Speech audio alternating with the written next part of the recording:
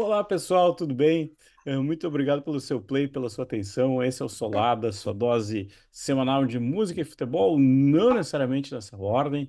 Como é que é? Um Solada gravado depois da rodada de terça-feira, um Solada onde todos estão felizes nessa quarta-feira gravando o Solada dessa semana. Eu sou o André Paz e, como sempre, estou ao lado de Thiago Zuma. E aí galera, Thiago Zuma falando aqui. Hoje não tem jogo hoje, né? Então a gente pode ir até a hora que for aqui. O episódio O vai jogo é dos longe. outros. Tem jogo é Pô, sofrimento dos outros. é isso. Como é que é?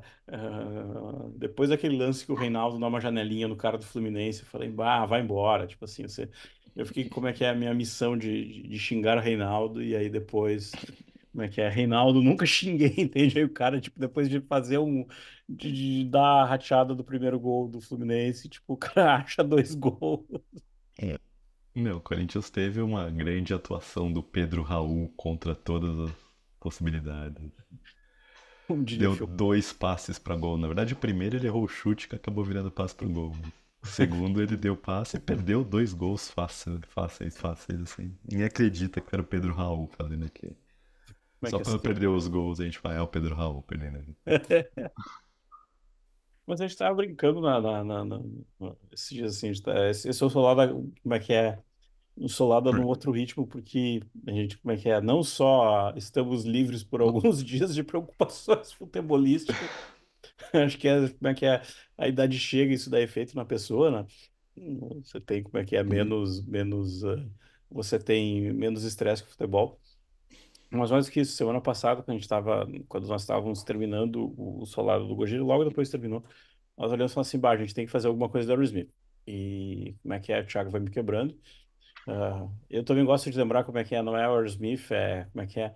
A banda de Estevão Talarico, literalmente ele é um talarico, ele Talarico. talaricou muitas pessoas É, em todos os sentidos, né? em todos os sentidos. Eu acho muito engraçado, porque ele é o. Deu uma coisa aqui. Eu acho muito engraçado porque é o seguinte, porque se. Ih, seu áudio perdeu aqui. Eu acho que perdeu, não, porque eu quis fazer uma chifra e foi. Ah, e agora vai, agora Voltou, vai. voltou. Eu tava rindo porque assim, tinha aquele projeto, como é que é, Videogames Live, que é uma orquestra super massa, que toca o negócio. E o maestro, opa, aqui cai. E o maestro é o Tony, Tony Talarico. E aí, em alguma entrevista, ele falou assim: você é parente do Steven Tyler. Aí ele falou assim: como assim? Tipo, cara, não, Talarico, entende? Então, tipo assim, foi ali que na minha cabeça foi o Talarico. E como é que é? E o E ao Zé lado. Pereira. O Zé Pereira, eu ia O dizer Zé exatamente, Pereira. não, não é o Zé Pereira, o João Pereira. É. Como é que é? Eu sempre gosto de lembrar como é que é. Aerosmith, banda da região ali de Nova Inglaterra, e daí esses dias alguém me perguntou assim, ah, mas como assim o Joe Perry e o Zé Pereira? Não, porque ali tem uma baita de uma colônia de portugueses, entende? Tipo, é um bolsão de portugueses e um bolsão de brasileiros também nos Estados Unidos. Então é muito justo que o Zé Pereira, o João Pereira venha dali, entende? Não, como diria Ah, alguém, como diria parafraseando Jorge Benjor, a banda do João Pereira chegou. foi. Mas nós estávamos olhando para isso assim, e Thiago vai me puxando assim. O Aerosmith tinha uma, como é que é? Eu tava olhando os nomes das tours assim. O Aerosmith já tinha residência em Vegas, que foi interrompida por conta do Covid. Já tinha uma tour de Tchau Tchau, daí essa era para ser a tour de Tchau Tchau de vez. Teve um vídeo que eu acho que nós comentamos, eu acho que nós comentamos esse vídeo até na newsletter, que era um vídeo tri bem feito do anúncio da tour, do tipo de Tchau Hum. Tchau. Só que daí nosso amigo Talarico falou, cara, não dá, não vai rolar, não vou conseguir cantar, e a banda tem que pegar e pendurar chuteiras de uma maneira de É uma maneira isso. até É, forçada. a banda começou essa turnê de despedida, né? O Peace Out. E acho que no segundo show ele teve um acidente com as cordas vocais ali, e aí a banda tava tentando se recuperar, o Black Crowes desencanou, que o Black Crowes era a banda de abertura. Black Crowes desencanou de esperar e resolveu sair em turnê própria ali. Aí acho que chegou a ter um show que o Steven Tyler participou com o Black Crowes ali, de fazer cantar uma música, alguma coisa. E aí todo mundo tava na expectativa, a turnê vai voltar, eles reagendaram todas as datas, reagendaram as datas no inverno dos Estados Unidos, isso é uma desgraça, tava indo pelos lugares, ainda tô em lugares muito frios em janeiro, dezembro. Falei, pô, o cara tem que estar bem pra aguentar esse tranco, né? E aí, do nada, veio a notícia agora de que cancelaram de vez, estão devolvendo dinheiro de quem tinha ingresso, e a banda se aposentou dos palcos mesmo. Bom a gente dizer, né? A banda fala em aposentadoria dos palcos, aposentadoria de turnê, né? Ela não é muito clara quanto a aposentadoria de palco, não é muito clara quanto ao fim da banda. Então, nesse momento, a gente está tratando como se fosse o fim da banda, mas pode ser que de repente eles façam uma participação especial, um show em Vegas, ou coisa do tipo, a ver como é que a coisa vai evoluir, assim. Eu acho que eles só não iam conseguir adiar mais uma vez a turnê se percebessem que era uma roubada muito grande pro Steven Tyler. Eu brincar como é que. Deixa eu ver se é agora da palma do microfone, agora não foi. Eu ia brincar com o seguinte, como é que é? Será que eles vão virar holograma? Será que a empresa do ABBA que comprou o Kiss vai também chegar para eles e falar, olha, a gente tá fazendo uma turnê dupla aí, pô. Não, mas Então, assim, vamos dizer, acho difícil, né? Acho que pela a lógica da Aerosmith era uma lógica de palco muito diferente do que era o Kiss, né? O exato. Aerosmith no palco era uma banda que era 5 caras ali dando sangue no palco. Então não faz o menor sentido, não tinha grandes efeitos, tipo efeitos pirotécnicos, nada do tipo. Pra você ver ali Steven Tyler cantando horrores, essa banda num entrosamento quase telepático, assim, né? Então, e o Joe Perry também, que é uma baita presença. Não tinha muito como, acho que fazer, não tem como você querer reproduzir isso de outras E formas. eu Acho que tava, é que nem o do Jill, assim, né? O holograma do Jill não faz o menor sentido. tipo, não. Do Tipo, Ozzy pode até fazer, né? Você é que na consegue. verdade o Ozzy já é um holograma de. Já, não, o Ozzy já é um boneco de cera viva, então é outra É, categoria. Aquela velha pergunta, depois a gente volta para os mas aquela velha pergunta que eu me faço cada vez que sai um disco novo do Ozzy. O que que é o Ozzy e o que que é o plugin, entende? Que agora, tipo, o que que é o que que é o Ozzy e o que que é uma AI que sintetizou a voz dele, o cara fica Então, digitando no estúdio e aí canta, tipo. mas esses 2 últimos discos do Ozzy foi praticamente isso, né? Ele soltando qualquer frase lá e autotune colocando no tempo e no tom, assim. O Ozzy vai, como é que é? Já chega de outras coisas, essa linha do Aerosmith, mas assim, o Ozzy ainda vai ganhar dinheiro com, tipo, vou vender o meu Ozzy GPT, tipo, É, oficial, tipo, voz do Galvão Bueno no TikTok, assim. Tipo, tá aqui a é, minha voz oficial, pago por ela. mas pensando ali, assim, tipo, quem deve estar triste com esse pendurado de chuteiras da Aerosmith é o Mike Watt, né? Que é o produtor do. Produziu esses 2 discos do Ozzy, produziu os Rolling Stones agora, produziu o disco do Iggy Pop. Tava ficando craque em pegar artista velho e conseguir fazer um disco genérico deles, assim, que agrada a todo mundo. Sim, como é que é? Um produtor novo, Uhum. como é que é assim, vamos decompor a receita. Um cara novo, com uma paixão pelo passado e disposto a olhar e falar aquela coisa, tipo assim, não, faz isso aqui, isso aqui, isso aqui. É. Como é que é? Dá pra gente fazer uma ponte, como é que é? Um pouco aquilo que a gente estava comentando aqueles dias do. A gente comentou um pouco no caso do Bruce, a gente estava comentando um pouco até no caso da entrada do. Caramba, do produtor do Bruce, produtor dos Judas, o. Caramba, o produtor Do Angel and Snip. do Disney, exatamente. É quase isso, entende? Tipo assim, o cara com sangue mais novo, um super apelo pelo passado, e que olha para aquele carrinho assim, tipo, que já foi o Hot Wheels mais bonito da coleção, e fala assim: deixa eu dar uma limpada nisso aqui, deixa eu colocar uma rodinha bonita que eu pego de outro aqui. E mas tem um ponto que eu acho que para mim é a chave para a gente começar a falar de Aerosmith, que é, você falou de entrosamento quase telepático. Tirando aquela treta ali, como é que é? Tirando o começo da banda e tirando aquela treta ali, quando eles realmente se estressam no começo dos anos 80, é um caso raro de banda do tipo assim, quase a mesma formação a vida toda, né? Acho que inclusive quando a banda meio que se forma, ela já se forma com os 5 ali. Aí tem aquele período no final dos anos 70 que a banda tá completamente drogada, fora de si, e aí começa a desfazer, e aí os 2 guitarristas acabam saindo, o Joe Perry e o Brad Whitford, mas depois eles retornam e aí a banda nunca mais muda essa formação, né? E um PS, então a gente estava antecipando antes de começar a gravar o filme dos caras falando pro Thiago.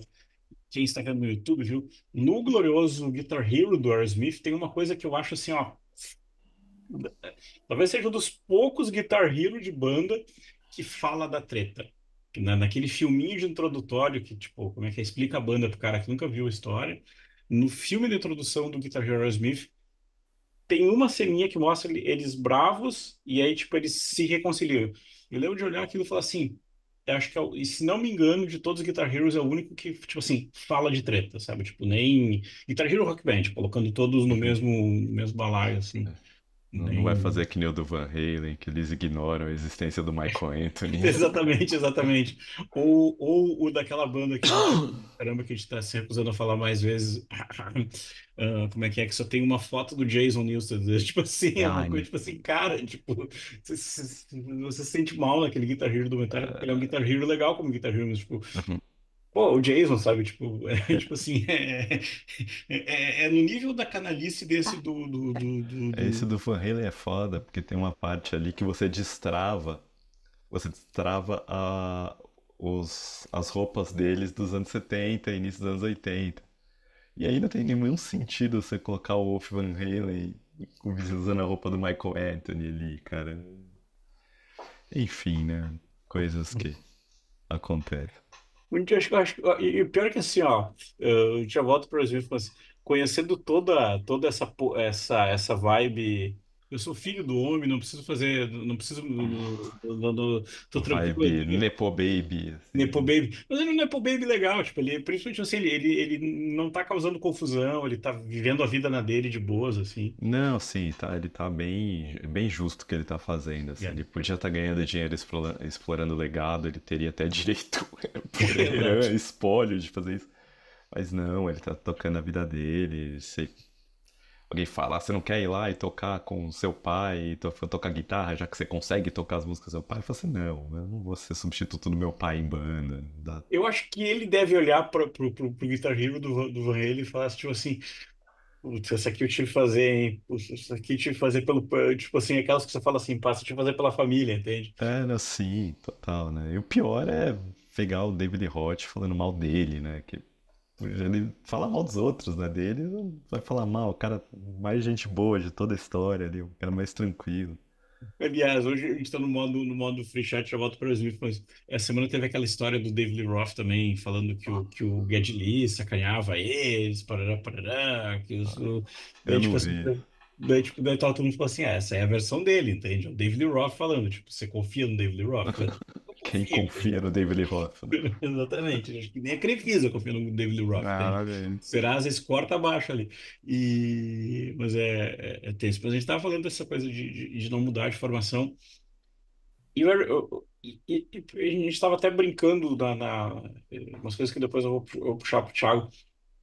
A gente estava até brincando por semana que o Aerosmith ele tem as suas fases, ele tem aquela fase clássica dos anos 70, ele vai ter essa fase complicada no começo, mas quando ele está se achando, muita gente fala isso e às vezes a gente não nota também, aquela coisa de uma banda que ela consegue estourar nos anos 70, quando ela cai, ela consegue estourar de novo por fazer o crossover, de fazer o Walk This Way, Uhum. tipo, vamos dar dois méritos nisso, depois a gente volta para o resto da história.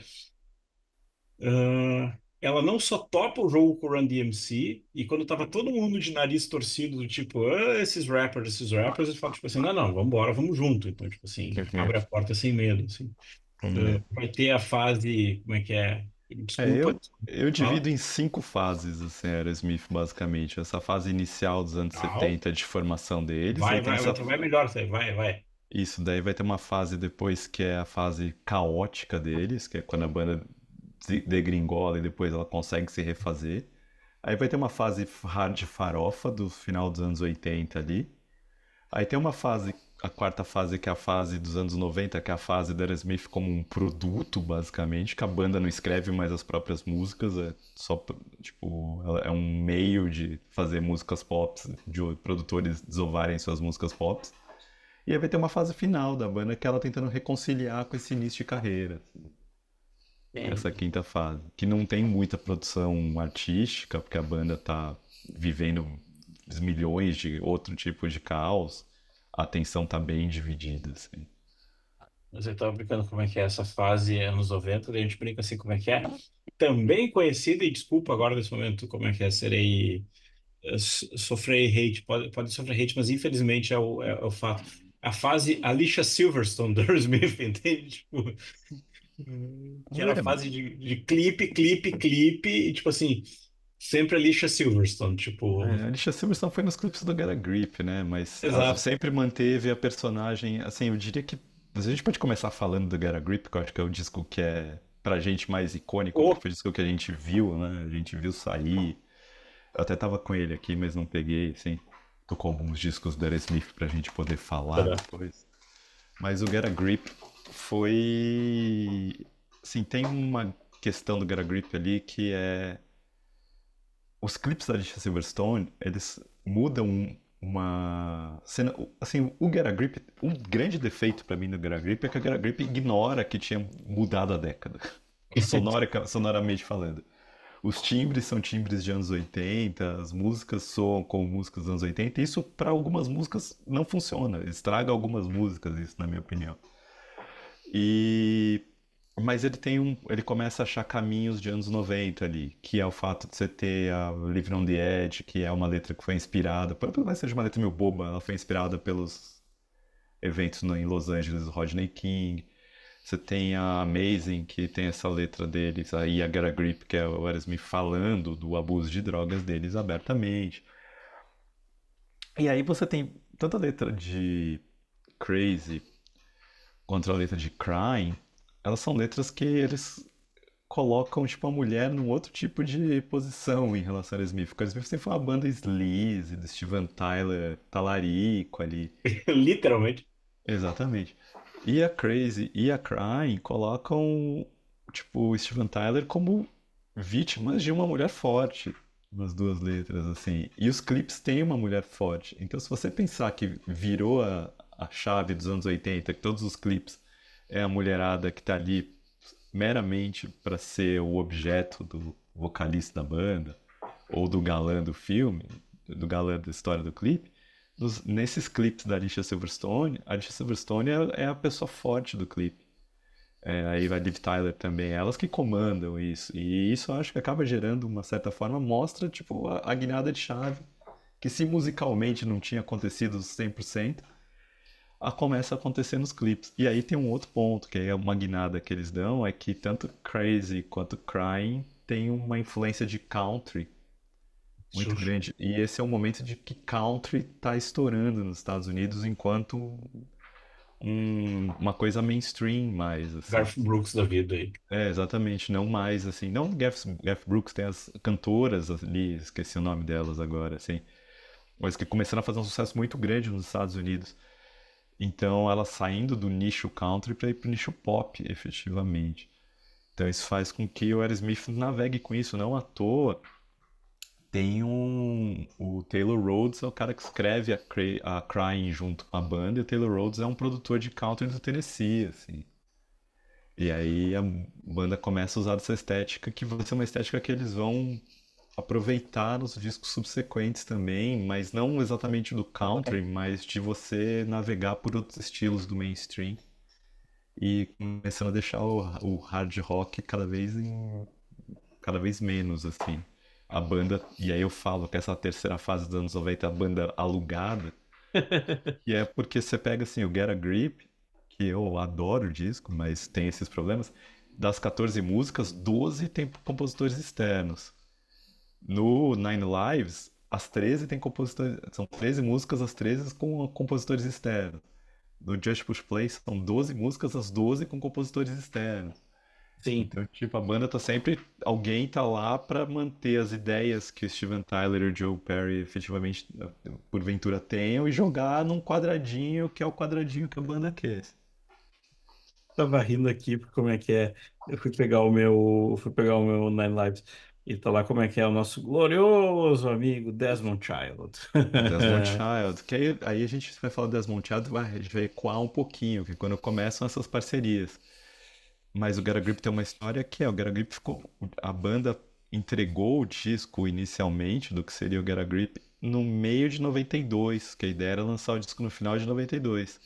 E aí o produtor, o dono da gravadora Geffen, que é a segunda gravadora que o Aerosmith teve, mas era essa gravadora que fez o renascimento do Aerosmith, que é o John Collins, né? Vira e fala, não, esse disco aqui tá invendível, assim, eu não tenho como marketear esse disco nesses tempos. E aí manda a banda de volta pro estúdio, assim. E a banda tava seguindo com aquela equipe que tinha feito Permanent Vacation e o Pump um pouco atrás. Em Vancouver, eles vão regravar acho que em Los Angeles isso e acaba saindo o Get a Grip com músicas. Então há uma lenda de que existe um disco inteiro engavetado da Aerosmith. Algumas músicas acabaram saindo aqui e ali, a Jesus Are Wild, acho que a Walk on Water, que tá no, depois ele tá no Big Ones. Tem a Devil Got a New Disguise, que virou uma coletânea também mais pra frente, porque a Aerosmith vai ter 200 milhões de coletâneas porque não consegue Exatamente. lançar disco, né? Mas assim, se algum dia eles estivessem se preocupados, se a gravadora quiser sentar ali e ver pra lançar alguma coisa, Get a Grip tem material não lançado aos montes, assim, gravados de época que não saiu, assim. Eu tava rindo aqui, até vou puxar minha cola. Ah, esse miolo, como é que é? Esse miolo ali, deslocando um pouco na boa definição que tu fez ali, aquele começo dos anos 2000 é só coletânea, é só coletânea. Sim. É, É, quando a banda tá tentando resgatar, depois, é assim, né? Vamos falar desse finalzinho dessa fase já, né? A gente vai no Lives é um disco irrelevante pra falar. Tem uns hitzinhos ali, mas que talvez seja como é que é um dos últimos. eu acho que o que funciona bem no Nine Lives é que a produção do Kevin Shirley deixa o disco com uma sonoridade legal, assim. Exato. Pro Mas eu acho tanto que de coisa que foi enfiada para dentro do som ali. isso, e eles estavam completamente perdidos de sonoridade também. Aquilo um monte de produtor externo, você tem como fazer. E aí depois do Nine Lives vai ter o I Don't Want to Miss a Thing, que é a música da Aerosmith que ficou em primeiro lugar, a trilha sonora de um dos piores filmes da história da humanidade.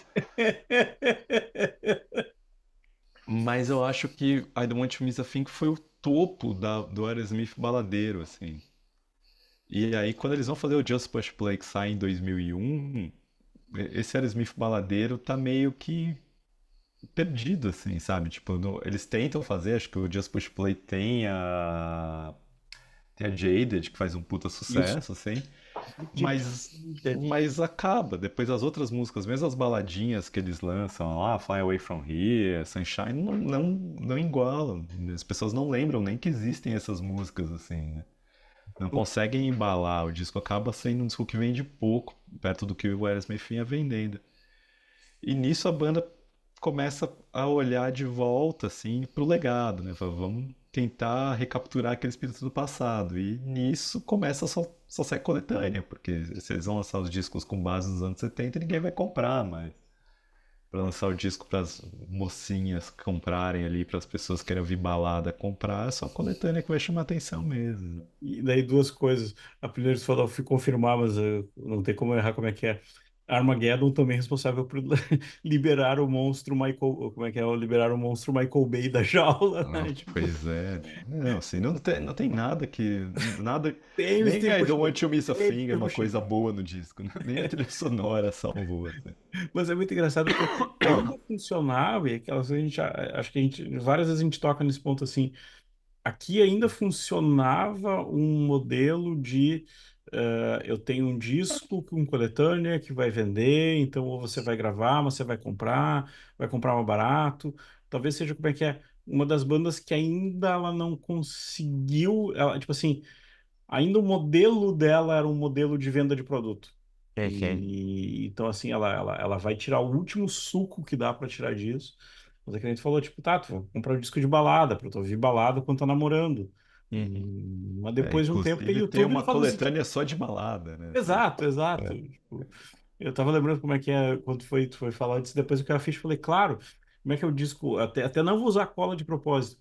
Como é que é o Classics Live 2 que é o disco, se eu não me engano, vermelho, tipo é o assim, vermelho, que isso. apareceu lá em casa. Tipo, meu pai tinha. E eu lembrava daquele disco. Sim, é um disco tipo assim, é uma banda que sempre, tipo assim, músicas para enamorados, digamos assim. É, mas o Classics Live 2 é pesado, assim, ele não tem, acho que ele só tem a Dream On de balada, O sei que Pedro tem a Irmão. Dream On. E assim, eu vou dizer aqui que eu acho que é o melhor disco ao vivo deles, em termos de performance da banda, que ele foi gravado inteiro na turnê do Donna with Mirror. E a banda produziu, a banda se preocupou em cuidar, assim, que o Classic Lives One não é muito legal a gravação dele, assim. O que eu amo é o Live Bootleg, mas Live Bootleg é o Live Bootleg mesmo. Com as gravações tosconas. Agora, Classic Live 2 é uma boa introdução do Aerosmith clássico, assim, dos anos 70. Eu tava Aí, assim, lembrando. só pra finalizar do Ô, Get a Grip, se a gente for falar mais alguma coisa dele, o Get a Grip é o disco mais vendido do Aerosmith. Com 20 milhões de cópias no mundo inteiro, ele é o disco mais vendido. Não é o mais vendido nos Estados Unidos, mas no mundo todo é o disco mais vendido. E aí lembrar que nas participações dos compositores externos tem o Lenny Kravitz. Tem uma música que foi composta com o Lenny Kravitz, mas é uma música que era pra ser muito boa, mas acho que a produção estraga a música. É Lines Out, acho que é o nome dela, não lembro. nem é digna de nota de lembrar. É, não, assim, a música é legalzinha, mas assim, tipo, line-up, que chama. E a música é legalzinha, só que a produção tá ruim, sabe? Tipo, a produção estraga, sabe? Tipo, se Tá lá tivesse no uma fim do produção disco. mais anos 90 salvaria. A música seria uma música legal. Em tempo, no. Como é que é o. Caramba, a capa do Hugh Syme, capista clássico. E Sim, do aí. Bill Syme Que vai é? fazer a capa do X Factor também, que é mais ou Exato. menos Ah, mas é, parecido. é legal essa capa. Essa É. é legal. Agora, o que é legal da história do Hugh Simon é que quando o Aerosmith anunciou, pendurou as chuteiras, ele colocou uma foto da capa do Get a Grip.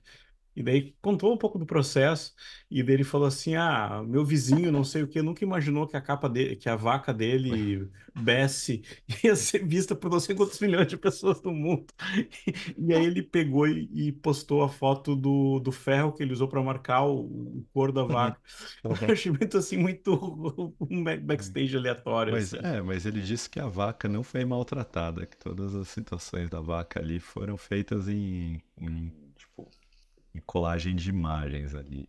Porque teve na época a Associação de Protetores dos Animais foi em cima da banda, né? Porque tem a vaca com piercing ali. Exato. E aí eles falaram, não teve, isso aqui foi inserido artificialmente, isso não tem nada, a vaca não foi maltratada, fiquem tranquilos. Agora, foi considerado como a pior capa de todos os tempos, né? Ganhou algumas votações desse tipo. Tem capa pior e mais celebrada. Tem capa pior e mais celebrada. Mas, eu falei em capa, a própria capa do Just Push Play, que é aquele É o a autômata robozinho. dos anos 80, eu Ah, curto aquela capa. Eu acho aquela capa massa, assim, tipo, tem é, aquele cheiro de futuro previsto nos anos 80, assim, que eu acho muito massa, assim. é isso, né? Tipo, se o Aerosmith continuasse naquela fase, fatalmente teria um disco produzido em chat GPT, né? Ia ser mais barato do que pagar produtor externo, compositor E externo ainda pra gente. dá track pronta, como é que é? É, E exatamente. desses stem tracks. Sim. Coisa que a gente estava lembrando antes e que vale lembrar, assim. O Aerosmith tem um começo de carreira muito legal. O primeiro disco é um disco que eu acho que até o Thiago tá falando antes da gente começar, de meio orders da Sony. Eu acho que aquele disco não, acho que não sei se ele saiu em CD no Brasil, o primeiro de 73. Saiu, sim. Vamos falar dessa fase inicial, então. Mas vamos de trás para frente para terminar na Vamos Nhaca. botar de lá de frente. É isso, a gente vai. Essa fase inicial deles ali, dos anos 70, saiu no Brasil. Eu tenho CDs nacionais. Até o Draw the Line eu tenho todos nacionais, assim. Aham. E isso saiu, dava pra você comprar em balaio da Americanas Americanas. ali. Então saiu e foi bem vendido, assim. Eu conheci o Aerosmith lá em idos de 91, 92. E o que me fez gostar de Aerosmith naquela época foi uma versão ao vivo de Dream On que passava na MTV, tinha sido gravada num show de aniversário de 10 anos da MTV em 91 e era orquestrada. Achava aquela música sensacional. Aham. Então, assim, quando rolava aquele inicinho de época de início do CD no Brasil ali, tinha um esquema de compra de mail order. Você mandava ali, chegava na revista encartada, você mandava o encarte com o dinheirinho, com o chequezinho lá e recebia os CDs. Essa coisa que nos Estados Unidos funciona até hoje, mas no Brasil teve uma época que funcionou na época da hiperinflação ainda. Você imagina a desgraça. E nisso eu comprei essa coletâneazinha da Aerosmith, que chama, não sei se tá dando pra ver aí, é Aqui tá no YouTube, Aerosmith, tá vendo? pra que Aerosmith 70s, Aerosmith Greatest Hits, que tinha as músicas dos anos 70. E aí, assim, eu já conhecia umas músicas ou outras, assim, do Aerosmith dos anos 80, que tava fazendo sucesso, Love in an Elevator e tal. James Got a Gun, e sabia que fosse anos 70, e falei assim, bom, isso aqui é Aerosmith velho. Mas ela abre com Dream On, mas abre com a versão de Dream On do disco de 80, de 73 da Aerosmith. Que é Ah, uma versão completamente magra, assim, né? é bela definição. Enxuta. E assim, fala, poxa, que desgraça isso, né? Tipo, eu achei que a música fosse grandiosa, que nem na versão que tem aquela versão ao vivo, e não é, assim. E é o defeito que o primeiro disco do Aerosmith tem, que o Aerosmith era uma banda que se formou nos palcos dos bares de Massachusetts ali, né, da Nova Inglaterra, e é uma banda de broncos, né? Isso que eu acho que é isso que é a grande coisa legal deles. Eles são cinco broncos, sabe? Tipo, os caras são os carinha tocando ali que querem, estão tocando pra pegar a mulher depois, sabe? Tipo, eles não têm nenhuma inteligência, eles não querem se fingir de nada, sabe? Eles olham pra aquela British Invasion que tava rolando ali do Who, Fleetwood Mac, Yardbirds, e vai combinar com Led Zeppelin. E fala, a gente quer fazer tudo isso, só que a gente é toscão, sabe? A gente não tem capacidade, Perfeito. a gente quer tirar folk, a gente quer tirar orquestrado, essas coisas, a gente não quer isso não, sabe? Tipo, o único que tinha a cabeça um pouquinho disso era o Steven Tyler, que era um pouco mais velho que o resto da banda e já tinha passado por outras bandas, e é um cara que foi mais formado à base de Beatles, assim, né? Então ele tinha essa visão mais musical, tanto é que Dream On é a música dele que ele compõe no piano, mas eu acho que a versão do disco é na guitarra, tudo, assim, né? Então, Aerosmith toscão. E quando eles vão gravar esse primeiro disco, um disco é produzido por um cara que chama Adrian Barber, que eu não sei o que é mais na vida que ele fez além desse disco, que tá lá. Ele, tipo, ele não tá gravando uma banda de rock simples ali, né, pra colocar. Então os timbres são ruins, e aí tem uma coisa que é engraçado, que é o Steven Tyler cantando de um jeito que não é a dele. E isso pra mim era o principal defeito da Dream On. Que esse cara, o Steven Tyler cantando, a música é dele, como assim? E porque ele achava que era a voz dele estava errada, então ele estava copiar uma voz meio Mick Jagger, assim, em vez de cantar com a voz dele. Então, esse primeiro disco do Aerosmith, que é um disco legal, assim, tem músicas boas, mas acaba sendo muito irreconhecível quando você bota pra ouvir. Aí eles vão, aí a partir do segundo disco eles vão gravar com o Jack Douglas, e aí o Jack Douglas é o produtor que vai ser o grande produtor da Aerosmith nessa fase, o produtor da Aerosmith nessa fase. E no Get Your Wings, a primeira coisa que ele fala pro Steven Tyler é: Mano, usa sua voz pra cantar, amigos. Você Essa tem um puta nojo. voz, puta alcance, você tá cantando com essa voz grave. E É. aí nasce, basicamente, no Get Your Wings, que é o disco de 74. Aí só pra colocar a cronologia, o Aerosmith sai em janeiro de 73, o Get Your Wings sai em março de Isso. 74. Você vê que é um ano ali, um pouquinho mais de um ano depois. E aí esse disco já começa a mostrar esse Aerosmith que a gente conhece, esse Aerosmith dos anos 70 que vai ser clássico, mas a banda ainda tá cru.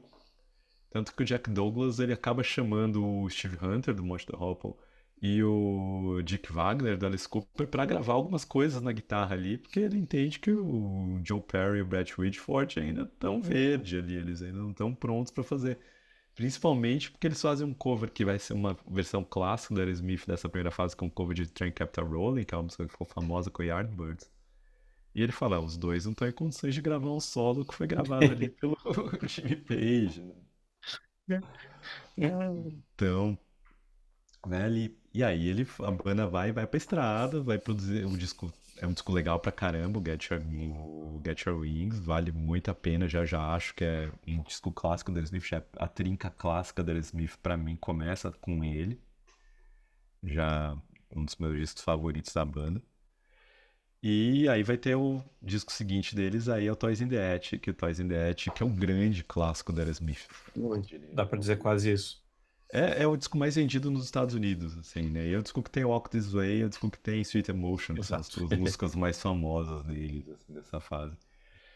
E aí a banda já tá inteira, né? E aí acho que a banda já tá inteira, já sabe o que faz, já tem controle, já se provou na estrada, e quando eles vão gravar o Toys in the Attic, que já tá soando bem, eles já gravam tudo. O disco já é um disco que funciona ali. Eu acho que é um dos discos mais legais do Aerosmith, assim. E eu acho, assim, se você vai procurar, tem algumas músicas mais obscuras. Você tem, tipo, Round and Round, que é uma música pesadíssima. Você tem Tá. No More No More, que é uma música legal pra caramba deles ali também. Uncle Salt e Adam's Apple. Exatamente. São músicas, assim, que não são músicas que ficaram hits, mas são músicas de altíssimo nível da banda. E um console pra mim é uma música que, tipo, que eu lembro que eu acho que eu fui nela por conta do Guitar Hero. E Ah, pra mim eu falei, poxa, que música pode ser. massa, entende? É Sabe, tipo, isso. é É uma música que isso, agora eu essa falei assim, Toys and the Attic, essa capinha aqui. Essa. exato. E um PS, tá? Eu olhei aqui enquanto eu estava falando, o disco de 73 nos ML da vida não tem, tá? Então, assim, só importado, é um disco que, tipo, se você tem, comprou em mail order, você fez um investimento para o seu futuro. É, esse aqui eu lembro que saiu os três primeiros, ele, o Get Your Wings e o Aerosmith, saíram numa, vendia inclusive naquelas caixinhas de 3 CDs, Isso. assim, ó. Lembro que eu comprei isso aí, tipo, R$ 10 a caixinha com os 3 CDs. R$ 300 no Mercado Livre os três, tá? Fazendo como é que é o momento colecionador olhando ao vivo o preço das coisas. Nossa. O- Ah, e aí, assim, depois do Toys in the Attic vai ter pra mim o que é o melhor disco do Aerosmith, que é o Aerosmith Rocks. E aí eu tenho uma companhia que concordam comigo nisso, só dos caras que chamam James Hetfield slash Kurt Cobain, assim. São três caras que dizem que pegaram uma guitarra pra tocar por causa desse disco, assim. E ele é um disco que, apesar de não ter um hit pesadíssimo, assim, pra começar, ele é um disco mais pesado da banda. Então ele já abre com Back in the Saddle e depois vai ter Heads in Que the mess. Cellar, que são duas pancadas, assim. Tem Last Child, que tem aquele groove ridículo, assim, de... Mano, os caras conseguiam ali. Você tem Combination, que é uma música basicamente do Rolling Stones que eles refizeram. Mas você tem tipo Sick as a Dog e Licking a Promise, que são duas musicaças assim. E aí fala de Nobody's Fault, que Nobody's Fault foi uma música que foi coverizada pelo Testament, né? Então você vê como que é. E aí eu, na semana passada eu falei do Alex Skolnick e Aerosmith. E aí eu vou lembrar que a história que eu tenho dele foi assim: um desses cruzeiros 7000 Tons of Metal que eu fui ver, o Testament tocou, acho que dois que eu fui teve Testament, se eu não tô enganado. E assim, o cruzeiro é legal porque você fica ali, enquanto você tá rodando, tem os músicos rodando no mesmo lugar que você, assim. Tipo, 90% dos músicos estão comendo nos lugares que você come, bebendo uma cerveja nos lugares que você bebe. E aí uma hora eu tava comendo ali e o Skolnick tava sozinho, tipo, fone de ouvido, fazendo anotações, sabe? Muito compenetrado, assim. E eu queria tirar uma foto com ele e falei assim, mano, putz, o cara tá compenetrado Te dou num aqui uma vibe. nível ali que eu vou fazer isso. E do nada começou a tocar Sweet Emotion na rádio. E ele tá assim, né? Tá com o fone ali, de repente percebe que tá tocando, ele tira. E assim, ele começa a alucinar de levantar e fazer a guitarra e cantar junto, dançando, assim, sabe? Aí foi a hora, né? De chegar nesse Conexão, que legal. Antes de eu voltar, se compenetrar ali pra tirar uma foto, beleza, foi embora. Só que aí um monte de gente foi fazer isso e eu desencanei. Ah, não, agora o cara já pegou ali, né? Mas ele ficou, ele chamou a atenção. Todo mundo que tava ali no refeitório, passou o refeitório naqueles bifezão, parou e pra ver ele alucinado, assim, sozinho, cantando Slow Motion, fazendo guitarrinha a guitarra. Mas o. Tava falando do Testament falando do Rocks. Back in the Saddle pra mim é uma senhora música, entende? É. Como é que é? Notas pessoais, quando a gente fala assim. Pra mim é uma música, várias vezes, quando, tipo assim, sei lá, você tá meio na raiva, assim, sabe? Tipo, pra mim é uma música de momentos assim, tipo, sabe? Tipo, tô de volta, sabe? Tipo, é uma música que ela tem uma energia, não é uma raiva, como dizer assim, não é uma raiva, não é uma raiva ruim, sabe? Tipo assim, é meio motivação, assim, momento Aerosmith Coach, assim. Ah, é, não, mas você tem Heads in the Cellar, que é mais brava um pouquinho ali. Eu acho, assim, minha música favorita desse disco é Sick as a Dog, que eu acho uma musicaça, começa uns acordezinhos, assim, de repente entra pesadona.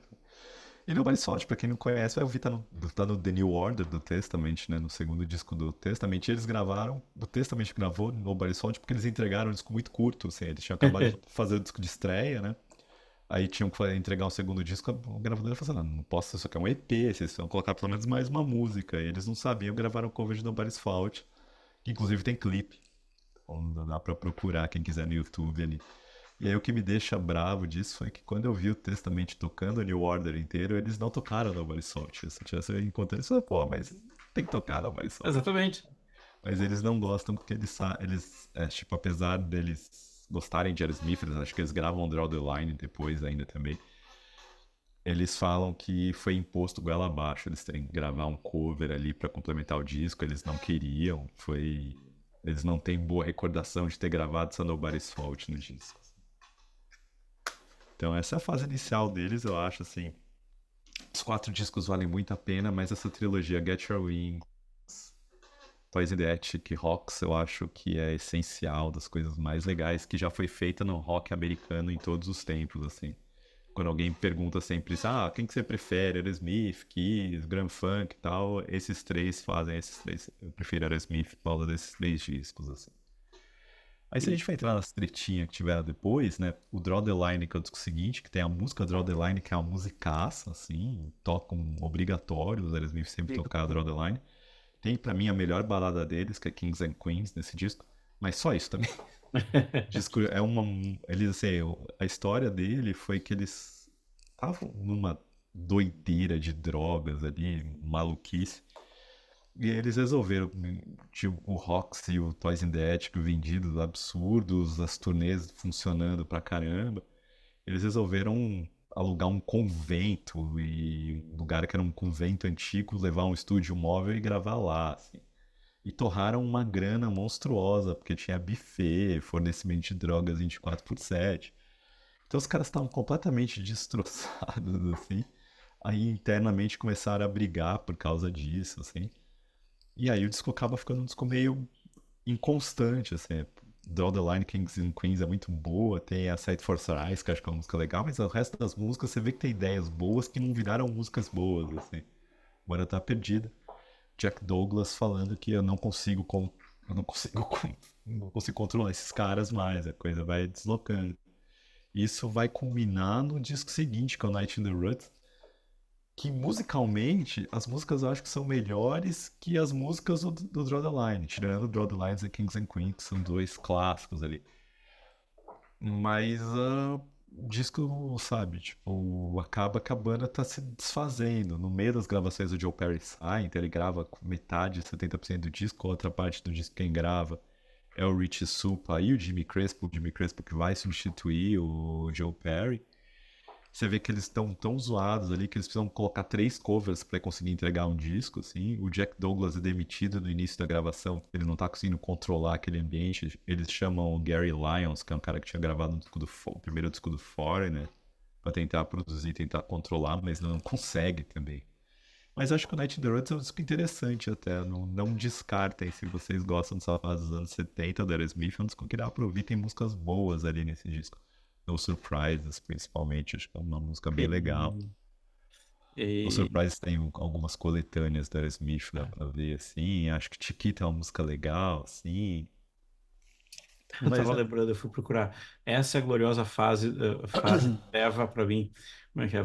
Sem querer tomar um strike do YouTube, mas tipo, que leva pra mim uma das melhores frases que definem o espírito do rock and roll, que é eu cheirei metade do Peru. é... O cara tirou metade do PIB do Peru em pó. Dura, né?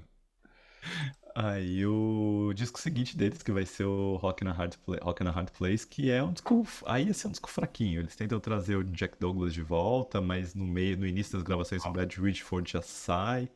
Então é um disco que é um disco que não tem os dois guitarristas que são icônicos da Aerosmith, né? E aí tem o Jimmy Crespo e o Rick DeFay, quem acaba substituindo o Brad Whitford.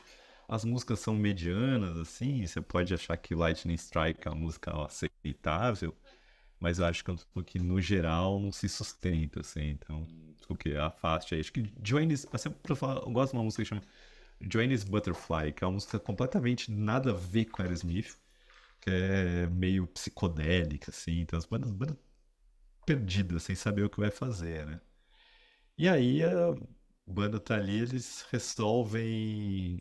refazem as pazes, né? Eles são mandados em. Eu não sei exatamente como que foi essa saída deles da Columbia pra Geffen Records, se eles foram demitidos, se a Geffen colocou. Mas o fato é que eles voltam com a formação clássica deles pro próximo disco, que é o Done with Mirrors. Que é o primeiro disco que é lançado pela Geffen, e é o disco que eles retomam essa sonoridade dos anos 70 com alguma competência, mas sem muita inspiração. E eles chamam. Quem produz esse disco é o Ted Templeman, que é o produtor do Van Halen, da primeira fase do Van Halen. Que tinha acabado de acabar essa primeira fase do Van Halen em 1984, no disco é de 85. E o Ted Templeman fala, mano, vocês são bons ao vivo, botei, trancou 5 no estúdio, toca aí e eu resolvo o resto. Acontece que ele não conseguiu resolver o resto porque as músicas não eram músicas Ué, das mais inspiradas, assim. Apesar de achar que tem músicas boas nesse disco, assim. My Fist Your Face acho uma música bem legal, assim. Eu gosto muito da música foi o bônus do CD, que é a Darkness, que é a última música. Então, mas esse foi legal porque foi um dos primeiros discos da Aerosmith inteiros que eu peguei pra ver que meu tio tinha esse disco em vinil. Então eu peguei pra ver, acho que é um disco legal, então tem uma boa recordação dele, assim.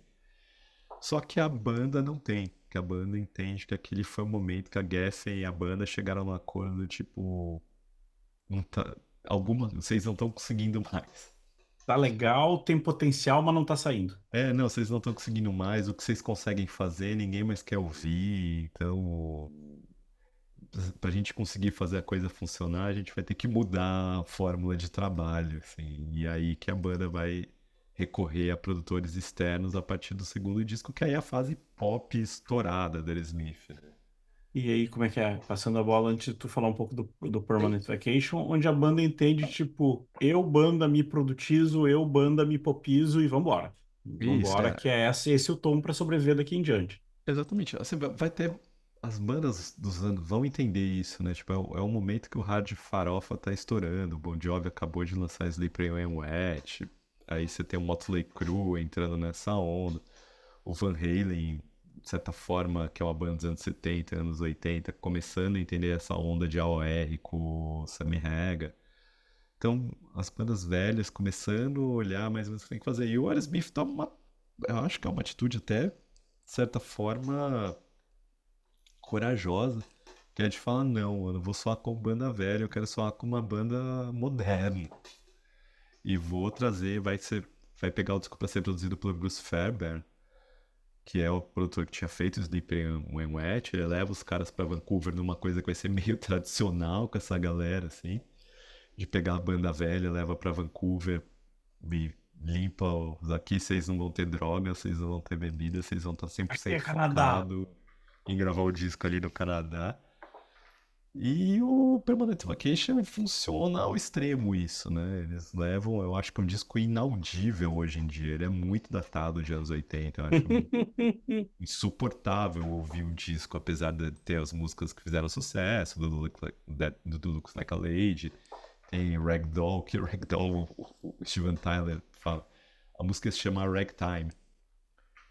E, e a Holy Night, que tem a pessoa que assina uma das composições do disco, diz ele que a única coisa que ele fez foi fazer ver ser ragtime e virar ragdoll. Eu falei, eu vou ter que dividir meus créditos com ela só porque ela sugeriu isso. Então, assim, aí vai ser o disco que eles trazem o Desmond Child para ajudar na composição de algumas músicas. Vem o Jim Valance. O Jim Valance, para quem é fã de Kiss, o Jim Valance escreveu músicas do Creatures of the Night junto com o Bryan Adams, que ele era um parceiro do Bryan Adams de composição, os dois meio que empregados do Bruce Fairbairn. E eles vão escrever músicas, assim, então, o Dude Looks Like a Lady é escrita pelo Desmond Child, que escreve tudo do Van Halen, tudo do Perdão. Bon Jovi, né? É. O... Coisa que a gente gosta, mas aquele. Tara, tara, dude, looks like a baby. Tipo, hoje você olha e você já. É, né? O clipe, inclusive, sabe? Então, tipo, tem gente que fala que você pode encarar isso como transfóbico ou não, né? Sim. E aí tem, né? Como é que é? E aí tem nesse disco uma música altamente importante para a música pop brasileira, que você Yes. sabe qual é, que é Angel. Vem meu anjo, Vem venha meu me anjo, venha me salvar. salvar. Pô, grande Isso, sucesso do Yahoo, entende? isso. Desmond Child também, é outro tema dele. Mas é uma discussão que eu acho assim, que o Permanent Vacation, apesar de eu achar que tem muita concessão à música pop, ele tem algumas coisas que se salvam. Por exemplo, Saint John, uma música bem legal. Hangman Jury também acho uma música bem legal, assim. Só que eu acho que a produção é muito ruim, é muito inaudível, sabe? É muito anos 80 do pior que tem de anos 80. Tem o cover de I'm Down dos Beatles que é deprimente, assim. Então, sabe, a banda estourou ali. E aí, assim, aí tem umas coisas que é divertido de falar. Esse é o primeiro disco deles que vende bem na Grã-Bretanha, né? No Reino Unido. Porque. E aí o Aerosmith vai pela primeira vez, vai excursionar nos Estados Unidos, assim. E aí os clipes estão lá, vai excursionar na Europa. Porque eles nunca tinham saído dos Estados Era um Unidos até Elvis. então. Eles nunca tinham saído dos Estados Unidos. E aí o motivo deles nunca saírem é assim, a gente imagina que eles iam deixar a gente chegar perto do aeroporto. Os caras, fiscalização ia prender os caras, chegavam. Ia sacudir a viola e ia cair de tudo. Não, eles não podiam, então eles nunca tinham saído dos Estados Unidos até então. E no Permanent Vacation, que é o primeiro disco que aí os clipes produzindo, a Geffen colocando ali. Primeiro disco deles que faz sucesso fora dos Estados Unidos, assim. E aí esse sucesso vai ser amplificado no disco seguinte, que é o Pump. Aí sim um descasso. Aí eles acertaram a mão. Pra mim é o melhor disco deles, tirando a fase dos anos 70 ali. Eles mantêm a equipe do Permanent Vacation, mas eles acertam a mão nas composições. Estou falando no Permanent Vacation, 6 das 12 músicas foram compostas por produtores externos. No Pump, só 4. 4 de 10. Então você vê que diminui um pouco a proporção. É a banda mesmo que acerta a mão nas composições ali. Ele abre com Young Lust, que acho que é uma das músicas mais legais da Aerosmith de todos os tempos ali, apesar dela ser composta com o Jim Valance também. Jim Valance escreveu War Machine do Kiss, né? E Rock and Roll Hell, então o cara tem crédito Tem ali. crédito e tem o template. Isso, e você tem James Goragan, que é uma das melhores baladas ali da Smith, assim. E Você para fez. mim, é que eu coloco uma que eu também altamente influenciável por coletâneas, What It Takes. Eu acho Não, essa What uma is música Take muito legal. baladaça, assim, também. Baita música do Desmond Child ali também. Mas eu acho assim, tipo, acho que Don't Get Mad at Get Even é uma música boa aqui também, né, dos hits. Mas eu acho assim, tipo, James Got a Gun, sensacional. Eu acho assim, eu não gosto muito de The Other Side, que fez baita sucesso. Eu É, acho ela meio desnecessária, assim. Mas fez bastante sucesso a música ali, né? E aí foi o Aerosmith chegando no auge ali, fazendo sucesso. Tem, acho que é nessa aí que eles vão tocar nessa turnê que eles tocam em Donington e tem o Aerosmith Rocks Donington, assim, um disco ao vivo ali que eles lançaram no Monsters of Rock, que é um showzaço. 2014. Isso. Ah, então eu tinha bootleg desse show da Aerosmith dos anos 70. Tinha bootleg porque a BBC passou no rádio ao vivo, então tinha muito bootleg, tanto do show do Whitesnake quanto do show do Aerosmith, que eram os dois headliners. Bizarramente, em 2013, quando vai ter o Monsters of Rock, no nascimento do Monsters of Rock, são eles dois também, as duas atrações principais. E aí eu brincava, 25 anos, né? É o Monsters of Rock com 25 anos de atraso no Brasil. E, e uma coisa pra gente, quando é que caminhando pra chegar na parte coisa, tipo assim, esse é um bom resgate, tipo assim, o que que levou a banda, a gente fez uma, como é que é? Hoje a gente está hoje nós estamos numa cronologia de discografia lá, como é que é lá, não Tarantino, é lá, como é que é o 21 gramas, o Inharrito, entende? Tipo assim, Uhum. tá toda bagunçada de propósito. Mas é uma banda que eu tava até olhando e colando aqui, vamos lá, o Pump é 89, o Isso, Get a Grip é 93, 93. o Nine Lives é 97, 4 anos. Uhum. O Just Push Play é 2001. O Ronque Não Bobo vai ser 2004. E o Isso. Music from Another Dimension é 2012. Então, assim, já começa a espaçar, já começa Esses espaços devidamente preenchidos por coletâneas e discos ao vivo. coletâneas e tudo que você puder, Isso, sabe? tudo que você puder rapar o tacho. É isso, né? É aquilo, tipo, virava uma máquina nessa época, assim, os anos 90 da Aerosmith, com o fato da banda alugada, era uma máquina muito cara. Então não era uma máquina que você podia mais produzir um disco por ano, um disco a cada 2 anos. Assim, você tem que juntar produtores externos. Aí você vai ter, normalmente com produtores externos, tem umas 200 músicas pra escolher qual que você vai tocar.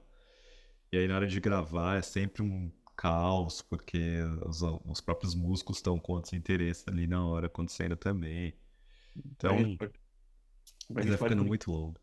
como é que a gente pode brincar? Vai render, vai ser uma Vai, máquina vai. lucrativa, mas ela vai precisar de muito trabalho e muito investimento para poder chegar lá. Exatamente. Aí no Just Push Play é isso, a banda Just Push Play meio que a banda dá uma interrompida nisso, porque não dá, o investimento não retorna, né? Muito caro e o disco que não vende tanto assim. E tem uma Que coisa é o... muito engraçada que a gente estava falando antes do Nine Lives, que ele ainda é um disco legal porque ele tem essas, tipo assim, mesmo que a gente estava brincando até um pouco disso antes de começar a gravar, Taste of India, tem algumas coisas diferentes aqui que você acaba fisgado do tipo, tá, tem algum sabor diferente aqui que me fisga. foi um disco que a história dele é que é um disco muito complexo, né? Que a banda tinha muitas ideias diferentes do que fazer e ninguém tava dando conta de como unificar tudo aquilo. Foi aí que o Kevin Shirley acabou entrando na coisa e achando um meio termo funcional pra tudo. Eu gosto Quebra até das essa. musiquinhas, assim, eu gosto dos singlezinhos dela, eu acho Falling in Love is Hard on Me uma música legal, assim. Full Circle com aquela pegada meio country dela também não me desagrada 100%. Agora, do disco em si mesmo, acho que Ainda a Beat é uma música, uma balada mais legal, assim, tipo, não é exatamente uma balada, mas É. eu acho mais uma música bem legal, assim, acho que é das que eu mais gosto desse disco. Mas é um disco em si que não E é um é, disco que me diga muita coisa, assim, e acho é que um os disco singles funcionaram. e que tá lá para você que não quis pagar a trilha do. Para você que não quis pagar a trilha do Armageddon, tá lá, I Don't Wanna Miss a Thing. Tá Eles lá colocaram numa das versões, né, que saiu Exato. depois, assim. Mas eu acho que é um disco bem gravado, eu gosto a sonoridade dele, diferentemente do Get a Grip, funciona bem. Se chamasse Kevin Shirley pra remixar o Get a Grip, talvez eu gostasse mais, né? E Get a deixa eu. Grip e o cara que lançou um disco da Iron Maiden sem masterizar a raça, falou, eu quero deixar bruto. Quero deixar pro exatamente.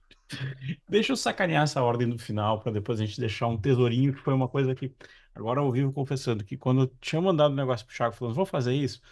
E aí o Thiago falou, pô, coisas que eu falo ao vivo, eu não tinha falado pro Thiago. Quando o Thiago falou bem nesse disco, que eu disse que eu vou deixar do final, eu olhei e falei assim, ok, que é um disco que eu curto pra caramba de deixar. E aí nas coisas tem o, como é que é, o derradeiro testamento de estúdio da Aerosmith, que é o Music from Another Dimension. Que aí esse eu preciso confessar que assim, acho que eu já peguei umas duas vezes pra comprar e nunca me deu, tipo assim, sabe? Nunca me deu clique pra Sabe? comprar. Então, É, eu nunca acho que vi o CD dele, nunca peguei o CD dele na mão, que eu saiu em época de stream em MP3, eu baixei, eu vi, depois peguei, ouvi só em stream mesmo. Assim, é um disco bom. Assim, primeiro ponto pra dizer assim, é um disco que quando eles tentaram resgatar o que era Aerosmith dos anos 70, eles conseguem lançar músicas legais, assim, tem músicas muito boas nesse disco. Até porque agora o problema do disco é que assim, ele foi muito o processo de produção dele é muito complicado, porque demora anos fazendo, e aí quando a coisa tá começando a andar, o Steven Tyler vai virar jurado American Idol, não é do qualquer American um. Idol. E aí a banda tem que levar a gravação do disco pra Los Angeles pra utilizar quando ele sai das gravações da American Idol pra fazer. E aí ele não tá entregando as letras, as melodias que eles precisam. Aí ele acha que o disco tá muito rock e ele vai querer chamar o... Ele vai querer gravar umas baladas dele sozinho ali. Então, que o disco eles chamam o Jack Douglas, que já tinha, o produtor dos anos 70 do Aerosmith, que já tinha gravado o Honkin' on Bobo com eles, que é o disco de covers de blues. E chamam o Jack Douglas tenta recapturar essa aura dos anos 70 da banda. Só que o Steven Tyler não acha que não vai dar certo isso como um disco para vender, e aí ele chama o Marty Friedrichsen, que é o produtor que é um compositor externo, o produtor do Just Push Play, e ele vai gravar umas baladas com ele, vai chamar a moça que escreveu a música do Armageddon para compor música com eles, tentar colocar umas baladas para ver se essas baladas puxam as vendagens do disco, assim. Então o que acontece no disco é que ele acaba sendo um disco que a versão normal dele tem 15 músicas e tem uma versão deluxe com mais 3, com 18 músicas. E ele fica muito Frankenstein nesse disco, porque tem umas 4, 5 baladas que não tem nada, que não agregam nada pro disco, assim. E algumas músicas que são legais e que também a banda tá tentando ir no caminho anos 80 anos 90 e não tá funcionando. Agora, quando funciona, funciona num nível cabuloso, assim. Tipo, tem duas músicas ali que são duas das melhores da Aerosmith de todos os tempos, que é a Out Go The Lights e a Street Jesus. Agora sim, elas são músicas de quase 7 minutos, que é a banda tocando com gosto ali, sabe? Tipo, falta aquela auto-edição, mas eu acho que você fala, pô, os caras ficaram tanto tempo se editando, né? Deixa os caras tocar, né? Tipo assim, deixa, não Pô, mexe. deixa que tá legal, o negócio tá com groove, o negócio tá funcionando. Então, eu acho que coisa que funciona. Tem uns singlezinhos que funcionam, outros que não, mas acho que é um disco legal. O problema é você ter paciência pra você ouvir esse disco que com todas as 18 músicas é 1h20 de disco, né? Exato. A versão dele de disco só é 68 minutos. Quem quer ouvir 68 minutos hoje em dia? Eu tava E rindo. aí, pra eles, só pra concluir, pra eles, as baladas não adiantaram nada, né? Porque as baladas não tocaram em lugar nenhum, não vendeu uma cópia mais por causa dessas baladas. Então. E daí volta para aquilo que a gente estava falando, como é que é? Porque já não é mais o modelo do disco de balada, Então, já não é mais o modelo da MTV para também te ajudar a veicular isso. Então, assim, o mundo é como é que é? Não vou dizer que é o disco certo na hora errada, mas talvez a gente pode dizer assim, é o disco que realmente ele ainda tem o seu suco, mas ele tá já no tempo errado. eu não vou dizer nem que o disco tá no tempo errado. Acho que assim, eles podiam ter lançado um disco de 45 minutos e ter tocado nos anos 70. Não ia vender nada, ia ter os streams dos fãs que eu ouvi ali, ia vender pouco como qualquer outro, mas ia dar muito mais satisfação pra galera. Por isso que eu falo, seria o disco que se tivesse um Andrew Watt produzindo, junto com o Jack Douglas ali, talvez a galera ia ter 10 anos depois com o Andrew Watt produzindo, o povo ia alucinar com esse disco. Mas não ia ser um grande disco da Aerosmith. Agora sim, eles tretaram e a partir dali teve um momento que eles queriam mandar a banda embora. O Steven Tyler falou que ia sair da banda, que eles cogitaram arranjar outro vocalista. Assim, esse disco foi muita treta, rolou muita treta entre eles ali, porque o Steven Tyler não tava na mesma rotação que eles pra fazer um disco desses, claramente. Então, acho que isso que acaba prejudicando o disco pra ser um disco que podia ser muito mais legal do que ele acabou de fato sendo. Pra gente encaminhar, já que a gente fez esse repasse, um disco que ele é ultra querido, que eu disse assim que eu tinha deixado com carinho pro final, e é um disco que quando lá atrás o Thiago comentou, eles são os Broncos, eles são os caras que eles querem farra e querem mulher, eles querem tocar pra se dar bem. Que é um disco que vai estar assim parte da origem deles, Honky No Bobo, que é um Vamos. belo disco de blues, de covers, assim.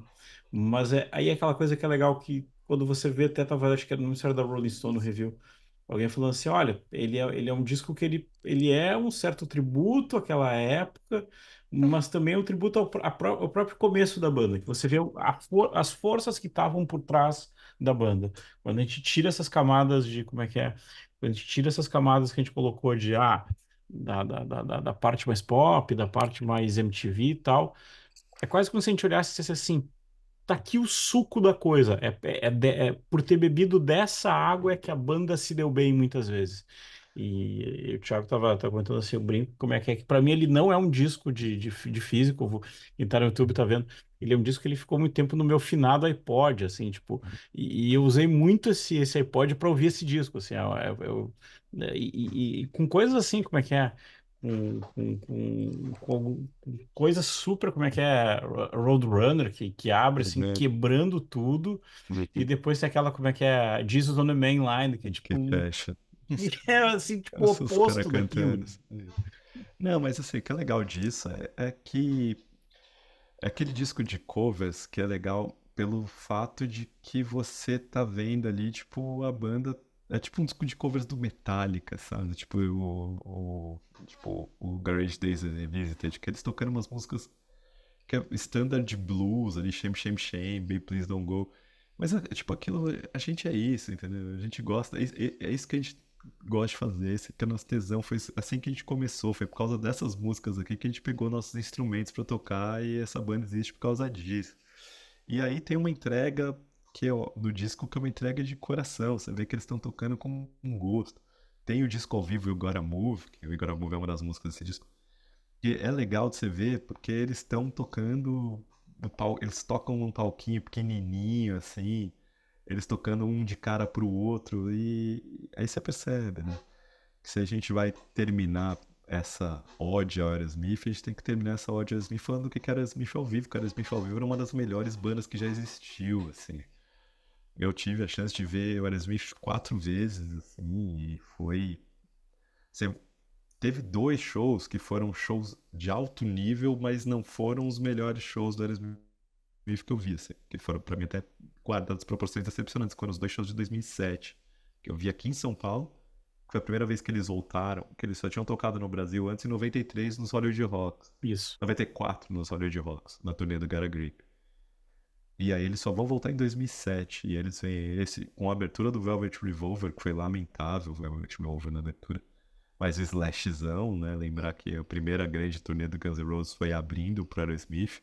Lembrando que no primeiro disco, no primeiro EP do Guns N' Roses tem um cover de Mama King da Aerosmith. Exatamente. Então você vê que a referência ali é uma ligação muito umbilical.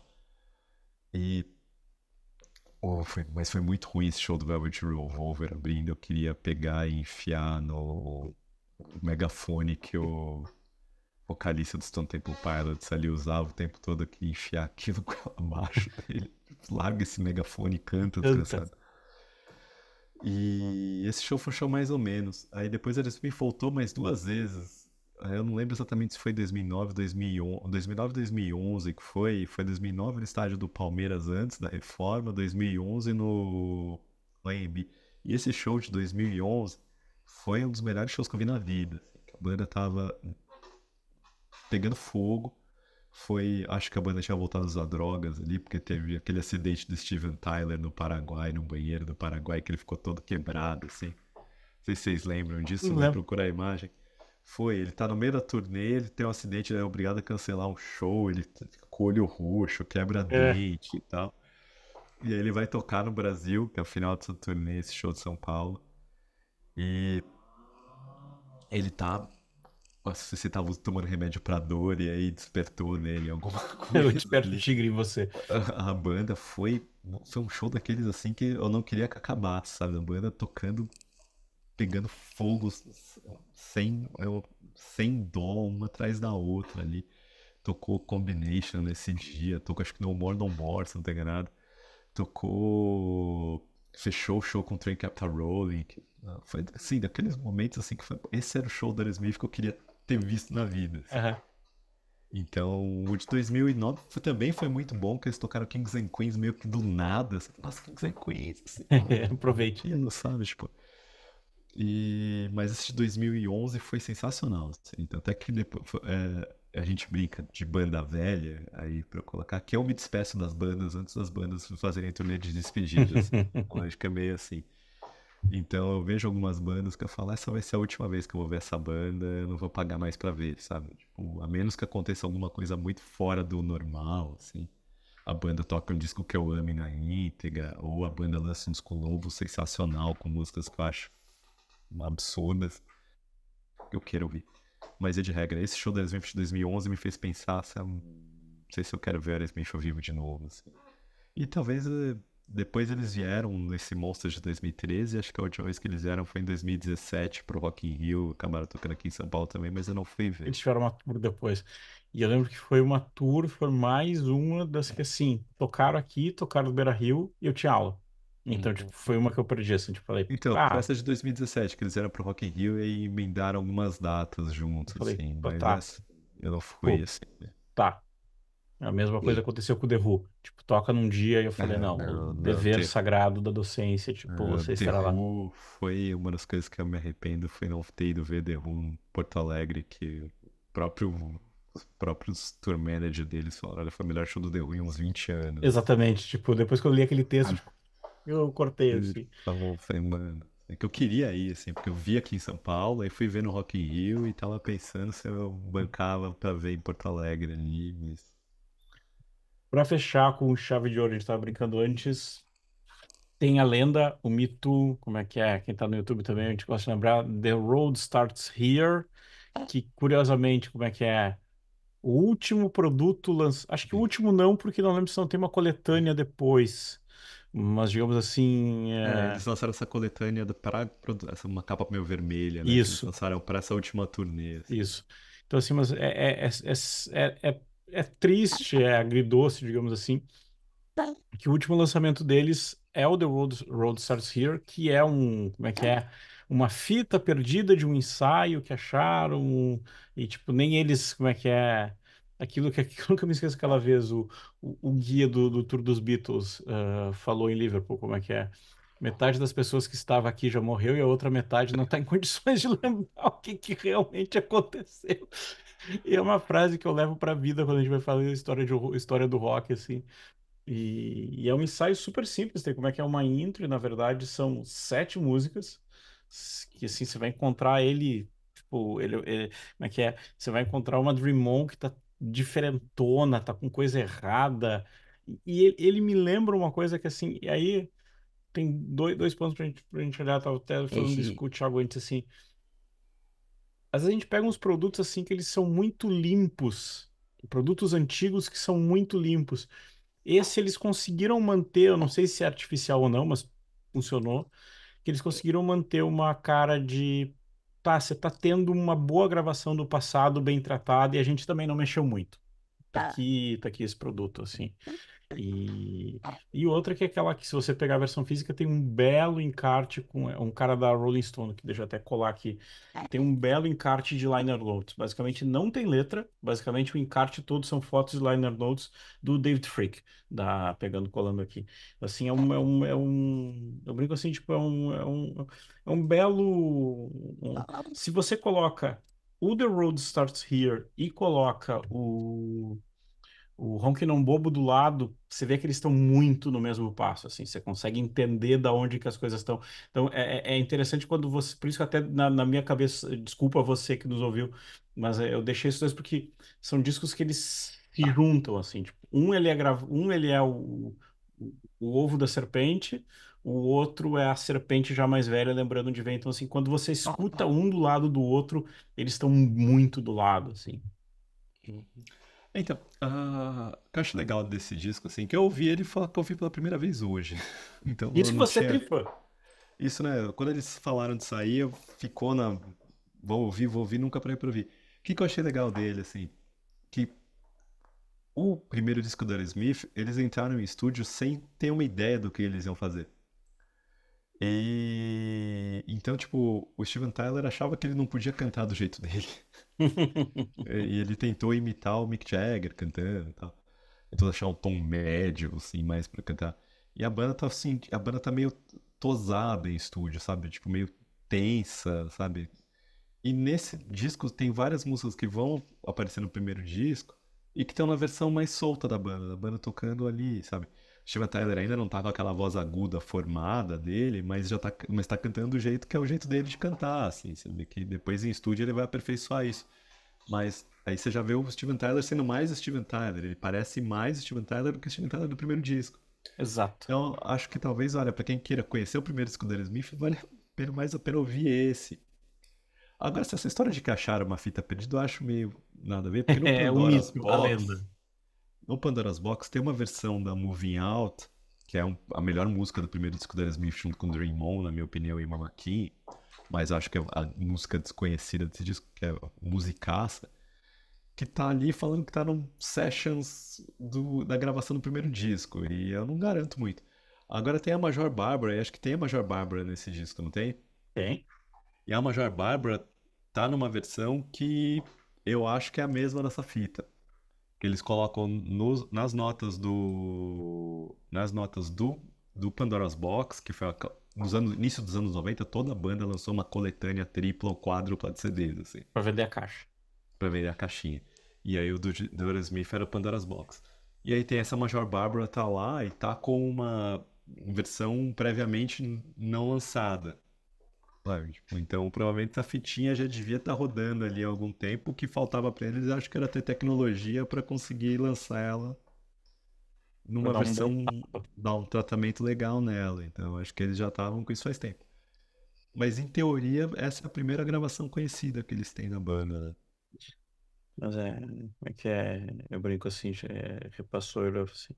É uma banda que vale atrás, é uma banda que a gente brinca assim, que o próprio, a gente tava falando, o próprio momento quando você vai ouvir os discos, você vai se setapear talvez um pouco a cabeça para ouvir, mesmo que ela seja uma boa fácil, uma banda fácil de ouvir, mas até para dar, aquilo que a gente estava comentando lá atrás, o Thiago estava falando, até para entender o momento da gravação de cada coisa, que eu acho que isso é uma coisa Uhum. importante assim para para pensar e entender e dizer assim, e pegar, como é diz assim, e pegar leve com os caras, porque, tipo, eles pegaram pesados com eles mesmos ao Não, longo da carreira. isso. Não sei, eu acho que vale. Essa é uma banda que eu gostaria de ver ao vivo de novo. Se tivesse a oportunidade, eu não perderia, assim. Eu perdi essas duas últimas vezes que eu não fui ver, que eu tava meio satisfeito por esse show de 2011. Mas assim, se era uma banda que numa última turnê viesse, acho que eu ia ver por uma última vez, porque eu não senti em 2011 que eu me despedi da banda. Exatamente. Eu tenho, por exemplo, com o Deep Purple eu já senti que eu já me despedi e já vi de novo depois.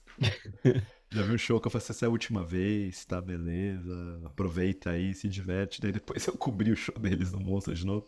E é possível que eu vá cobrir o show deles agora de novo. Que eles... Eu tenho um guitarrista novo.